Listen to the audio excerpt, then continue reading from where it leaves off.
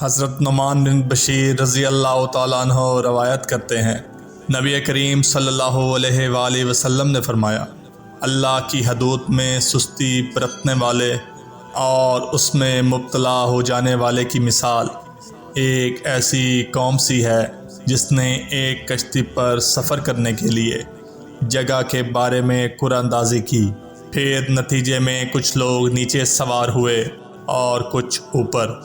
نیچے کے لوگ پانی لے کر اوپر کی منزل سے گزرتے تھے اور اس سے اوپر والوں کو تکلیف ہوتی تھی۔ اس خیال سے نیچے والا ایک آدمی کلہاڑی سے کشتی کا نیچے کا حصہ کاٹنے لگا تاکہ نیچے ہی سمندر سے پانی لے لیا کریں۔ اب اوپر والے آئے اور کہنے لگے کہ یہ کیا کر رہے ہو؟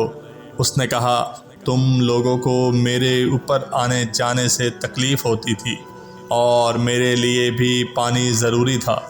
اب اگر انہوں نے نیچے والے کا ہاتھ پکڑ لیا تو انہیں بھی نجات دی اور خود بھی نجات پائی، لیکن اگر اسے یوں ہی چھوڑ دیا تو انہیں بھی ہلاک کیا اور خود بھی ہلاک ہو گئے۔